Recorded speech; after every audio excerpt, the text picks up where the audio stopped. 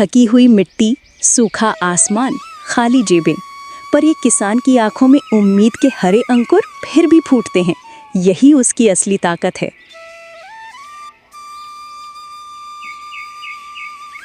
गांव की सुबह किसी नए गीत जैसी थी। हल्की ठंडी हवा, चिड़ियों की चहचहाहट और दूर दूर तक फैले हरे भरे खेत। रामू, गांव का एक साधारण किसान, अपने पुराने हल को आंगन में रखे साफ कर रहा था। उसके हाथ में दरार पड़ा हुआ लकड़ी का हल था जो उसके पिता ने उसे दिया था। उस हल के साथ उसकी उम्मीदें भी जुड़ी थीं। चाहे मौसम बदल जाए, कीमतें गिर जाएं, वो हल उसकी मेहनत का साथी बना रहता था। तू भी थक गया होगा मेरे साथ चलते चलते, पर इस बार हम दोनों मिलकर कुछ नया करेंगे। उसकी पत्नी सीता पास आकर बोली, सुबह सुबह हल से बातें क्यों कर रहे हो? सीता, ये हल ही तो मेरा सबसे बड़ा सहारा है।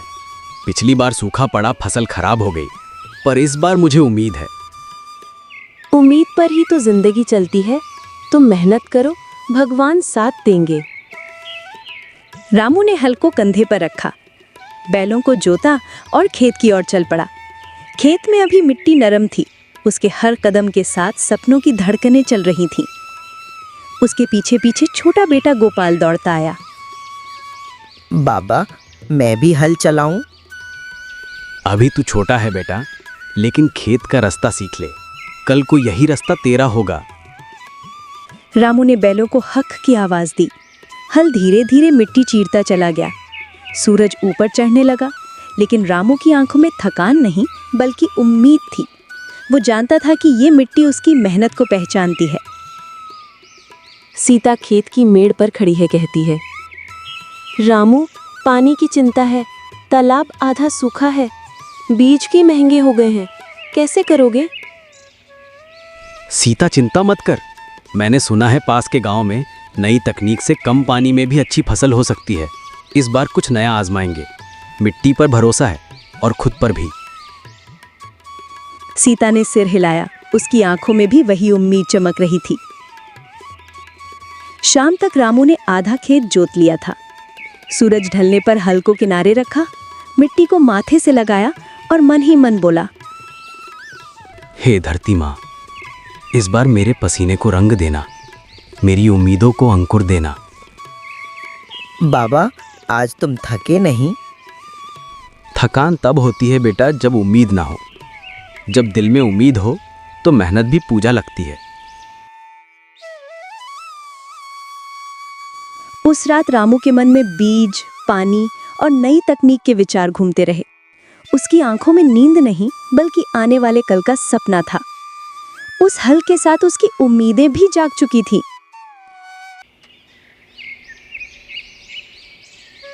अगले ही दिन रामू सुबह सुबह गांव के चौपाल पर पहुंचा। वहां कुछ किसान बैठे बीज और पानी की कमी के बारे में बात कर रहे थे। रामू के मन में नई तकनीक अपनाने की जिज्ञासा थी। भाइयों, मैंने सुना है पास के कस्बे में कम पानी वाली फसल के बीज मिले हैं। क्या किसी ने उन्हें देखा है?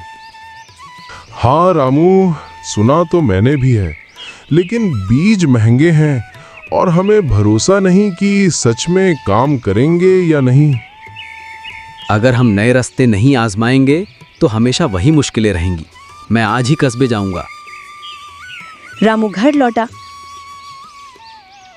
सीता खाना परोसते हुए बोली, क्या सोच रहे हो ऐसे चुपचाप?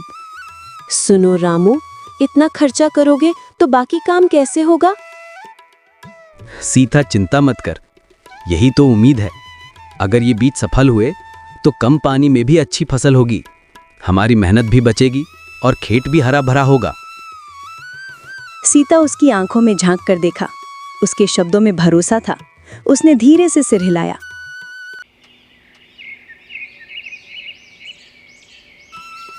रामू कस्बे की ओर बैलगाड़ी लेकर निकल पड़ा। रास्ते भर धूल उड़ती रही, लेकिन उसके मन में एक ही ख्याल था, अगर ये बीज सही हुए तो मेरा खेत सोना उगलेगा। कस्बे की दुकान पर दुकानदार ने बीज का पैकेट दिखाया। भाई, ये नए बीज हैं, कम पानी में उगते हैं, लेकिन थोड़ा महंगे हैं। अगर मेहनत करोगे तो अच्छा फल देंगे। रामू ने पैकेट उठाया, बीज को हाथ में लेकर सूंघा। मिट्टी की गंध जैसी ही गंध थी। बीज तो वही है, फर्क तो सोच में है। चलो आज एक नई सोच बोते हैं। उसने पैसे दिए और बैलगाड़ी पर पैकेट रखकर गांव लौट चला। गांव लौटते लौटते शाम हो गई थी। गोपाल आंगन में खेल रहा था। रामू ने बीज के पैकेट को ऊंचा उठाकर दिखाया। बाबा, ये क्या है? ये हमारे खेत का भविष्य है बेटा। सीता भी दरवाजे पर आ गई। उसने पैकेट को देखा और मन ही मन भगवान से प्रार्थना की। उस रात रामू ने हल के पास बीज रखे और सोने से पहले कहा, धरती माँ, ये मेरे भरोसे के बीज हैं। इनमें मेरी उम्मीद भी है। तू इन्हें अपनी गोद में जगह दे। सुबह की हल्की ठंडक और मिट्टी की खुशबू पूरे गांव में फैली थी। रामू ने बैलों को जोता, हल को तैयार किया और नई बीज की थैली कंधे पर रखकर खेत में पहुंचा। आज वो पहली बार नई तकनीक के बीज बोने वाला था। ये बीज सिर्फ बीज नहीं है, ये मेरी उम्मीद है। अगर ये पनपे तो मेरे खेत की तस्वीर बदल जाएगी। गोपाल भी उसके साथ आया। उसकी आंखों में उत्साह था। बाबा, ये वही नए बीज हैं? हाँ बेटा, इनसे कम पानी में भी फसल होगी, लेकिन हमें भी पूरी मेहनत करनी होगी। रामू ने हल चलाना शुरू किया। मिट्टी नरम थी। बैल धीरे धीरे आगे बढ़ रहे थे।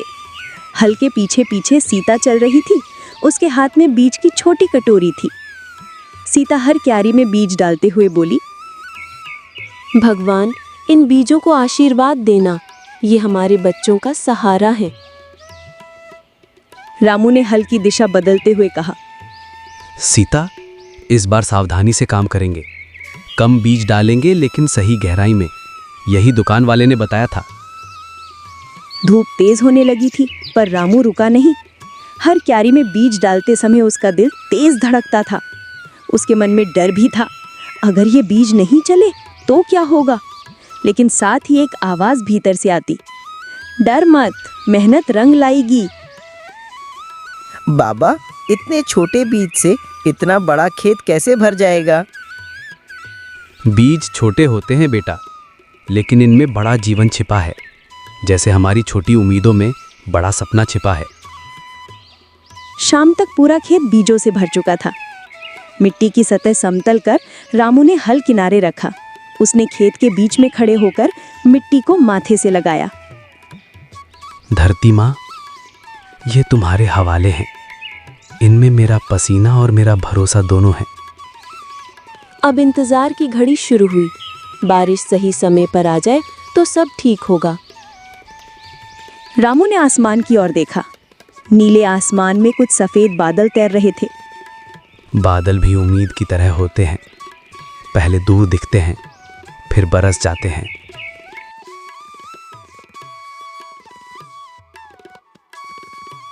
उस रात रामू के मन में अजीब सी शांति थी। उसने पहली बार महसूस किया कि डर और भरोसा दोनों मिलकर उम्मीद बनाते हैं। वो मुस्कुराते हुए सो गया। गांव में कई दिनों से लोग आसमान की ओर देख रहे थे। बादल आते जाते लेकिन बरसते नहीं थे। रामू का खेत अब बीजों से भरा था। उसकी आंखों में उत्साह था, लेकिन मन में डर भी। अगर बारिश न आई तो? इतने दिन हो गए, बादल तो रोज आते हैं, लेकिन पानी नहीं बरसता। अब क्या होगा? धैर्य रखो सीता। धरती माँ कभी बच्चों को भूखा नहीं रखती। बादल आए हैं तो पानी भी देंगे। शाम को अचानक हवा बदलने लगी। गांव की गलियों में ठंडी हवा चलने लगी। पेड़ झूमने लगे। रामू अपने खेत के पास ही खड़ा था। उसने आसमान देखा। गहरे काले बादल छा चुके थे। बाबा, बारिश आने वाली है। हाँ बेटा, यही वो पल है जिसका इंतजार था। पहली बूंदें मिट्टी पर गिरी। मिट्टी की महक चारों ओर फैल गई। रामू ने हाथ फैलाकर उन बूंदों को पकड़ा। उसके चेहरे पर मुस्कान थी।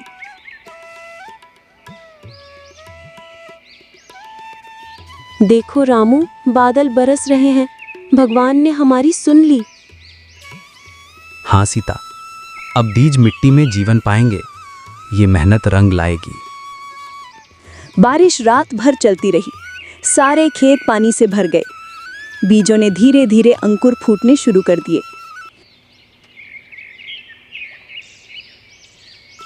सुबह रामू और सीता खेत में पहुंचे। हर क्यारी में छोटे छोटे हरे पौधे झांक रहे थे, जैसे धरती ने नई चादर ओढ़ ली हो। बाबा देखो, हरे हरे पत्ते निकले हैं। हाँ बेटा, ये हमारी मेहनत के बच्चे हैं। अब इन्हें प्यार से पालना होगा। रामू ने झुककर मिट्टी को माथे से लगाया। उसके होठों पर एक प्रार्थना थी। धरती माँ, जैसे बच्चे अपनी माँ के आंचल में पलते हैं, वैसे ही इन पौधों को तू बचाए रखना। सीता पास खड़ी मुस्कुराई।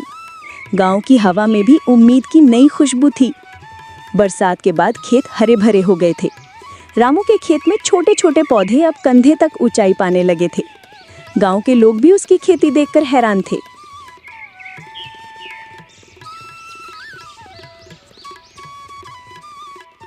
रामू के खेत को देखो, नए बीज कितने अच्छे निकले हैं। लगता है इस साल फसल खूब होगी। रामू ये सुनकर मुस्कुराया, लेकिन उसके मन में चिंता भी थी। फसल बढ़ने के साथ साथ कीड़े और रोग भी आ सकते थे। रामू सुनो, पड़ोस के खेत में कीड़े लग गए हैं। कहीं हमारे खेत को भी नुकसान न हो जाए। हाँ सीता, मैंने सुना है, लेकिन घबराओ मत। मैंने उपाय भी सीखे हैं। इस बार दवा भी समय पर डालूंगा और पौधों की जांच भी करता रहूंगा। रामू रोज सुबह सुबह खेत में जाता, हर पौधे को ध्यान से देखता, बीच बीच में जैविक दवा छिड़कता, खरपतवार हटाता। पसीना उसके कपड़े भिगो देता, पर वो रुका नहीं। उसे पता था, फसल सिर्फ बीज बोने से नहीं, पालन करने से होती है। बाबा तुम रोज इतने सुबह क्यों आ जाते हो? बेटा, जैसे तुम स्कूल जाकर पढ़ते हो, वैसे ही ये पौधे भी रोज हमारी देखभाल से सीखते हैं कि कैसे बड़े होना है। कुछ दिनों बाद गांव में तेज आंधी आई। कई किसानों की फसल झुक गई। रामू और सीता ने मिलकर खेत के किनारों पर बांस गाड़कर सहारा दिया। हे भगवान, तू हमारी फसल को बचा ले। सीता, डर मत। हम मेहनत करेंगे तो भगवान भी मदद करेगा। आंधी के बाद भी रामू की फसल सही सलामत रही। पौधे और भी मजबूत होकर खड़े हो गए। गांव के लोग आकर देखने लगे। रामू भाई, तुमने क्या जादू कर दिया? हमारे पौधे झुक गए, तुम्हारे खड़े हैं। जादू नहीं बहन, बस समय पर देखभाल की है और धरती माँ पर भरोसा रखा है। रामू ने महसूस किया कि खेती सिर्फ मेहनत नहीं, सीख और धैर्य का भी काम है। हर दिन उसकी आंखों में नई उम्मीद चमकने लगी। बरसात खत्म हो चुकी थी। धूप अब सुनहरी हो गई थी। गांव के खेतों में हल्की हल्की हवा चलती और पौधों की बालियां हिलती। रामू के खेत में भी हरी हरी पौधों पर सुनहरी बाली उभरने लगी थी। सीता रोज सुबह जाकर हाथ फेरती और मुस्कुराती। रामू देखो, हमारी फसल पर दाने आने लगे हैं। कितनी सुंदर लग रही है। हाँ सीता, यही तो हमारी मेहनत का फल है। अब थोड़ी ही देर की बात है, फसल कटाई के लायक हो जाएगी। गांव के बच्चे खेतों में खेलते हुए रामू के खेत की ओर भी झांकने आते। वाह, यहाँ तो सुनहरी बालियां हैं। कितनी अच्छी खुशबू आ रही है। अब फसल की रखवाली भी जरूरी हो गई थी। रात को रामू खेत के पास ही सोने लगा, ताकि जानवर या चोर फसल को नुकसान न पहुंचा सके। सीता उसे रोटियां और पानी देकर जाती। रामू, इतनी मेहनत करते हो, अब फसल हमारी होगी ही। हाँ, लेकिन आखिरी वक्त तक देखभाल करना भी जरूरी है। फसल भी बच्चों जैसी होती है। जन्म से लेकर बड़े होने तक निगरानी चाहिए। फसल पूरी तरह पक गई। खेत सुनहरे रंग में बदल गया। हर हवा का झोंका बालियों को लहराकर नाचने पर मजबूर कर देता। रामू की आंखें भर आईं। इतनी मेहनत, इतने दिन की चिंता अब खुशी में बदल गई थी। बाबा, अब हम कटाई करेंगे। हाँ बेटा, अब हम सब मिलकर कटाई करेंगे। इस साल तुम्हारी किताबें भी समय पर खरीद पाएंगे। सीता ने भी राहत की सांस ली। रामू, भगवान ने हमारी मेहनत रंगीन कर दी।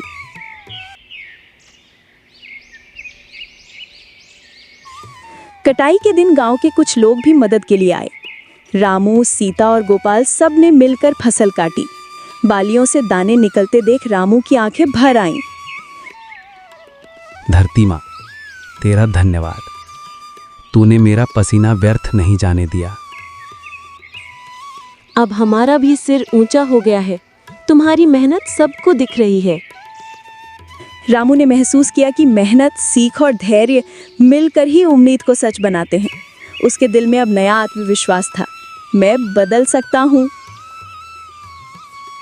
कटाई के बाद रामू ने अनाज के बोरे तैयार कर लिए। खेत में ढेर ढेर सुनहरे दाने पड़े थे। सीता और गोपाल दोनों उनकी गिनती करने में मदद कर रहे थे। रामू, इतने बोरे तो पहले कभी नहीं बने।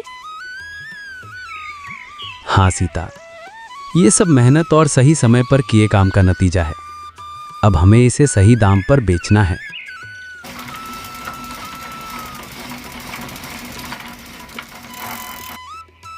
रामू अपने अनाज को लेकर गांव के बड़े बाजार में पहुंचा।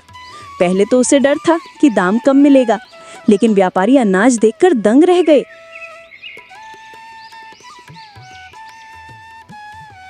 इतना साफ और अच्छा अनाज तो हमने बरसों से नहीं देखा। हम पूरा दाम देंगे, तुम्हें चिंता करने की जरूरत नहीं। उसने अपनी मेहनत का उचित दाम पाया। कुछ पैसे से उसने गोपाल के लिए किताबें खरीदी, सीता के लिए नए कपड़े और बाकी पैसे बचत में रख दिए।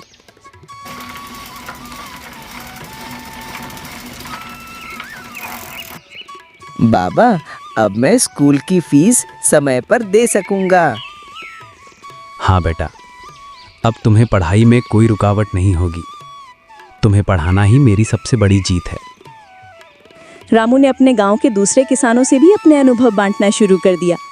वो उन्हें बताता कि किस तरह कम पानी और नई तकनीक से अच्छी खेती हो सकती है। गांव के बुजुर्ग भी उसकी तारीफ करने लगे। रामू, तुमने मेहनत और धैर्य से हम सबको नई राह दिखाई है। अब हमारे गांव में कोई किसान कर्जदार नहीं रहेगा। मैं तो बस मेहनत करता हूँ। धरती माँ और भगवान ही फल देते हैं। अगर हम सब मिलकर मेहनत करेंगे तो गांव बदल जाएगा। धीरे धीरे रामू के खेत की तरह गांव के खेत भी हरे भरे हो गए। गांव में खुशहाली लौट आई। सीता और गोपाल को भी गर्व था कि उन्होंने रामू के साथ मिलकर मुश्किल समय को जीत लिया था। रामू, तुमने सचमुच नाम के मुताबिक हल और उम्मीद दोनों निभाए। तुम्हारी मेहनत ने हमारी किस्मत बदल दी। सीता, किस्मत नहीं बदली, बस हमने खुद को बदला। जब मेहनत और भरोसा साथ होते हैं तो उम्मीद खुद चलकर आ जाती है। गांव के लोग आज भी कहते हैं, रामू किसान ने हमें सिखाया कि धरती माँ पर भरोसा रखकर धैर्य और मेहनत से सबसे कठिन हालात भी बदले जा सकते हैं।